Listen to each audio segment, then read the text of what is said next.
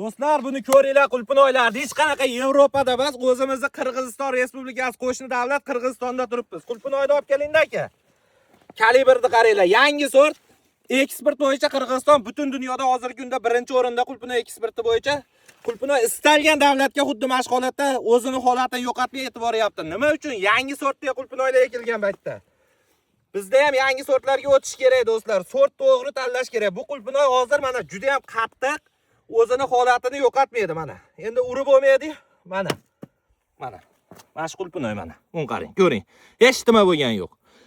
Shunaqa ta'mi ham zo'r. Bismillahirrohmanirrohim. Yangida hech ko'rmaydi yomonlik.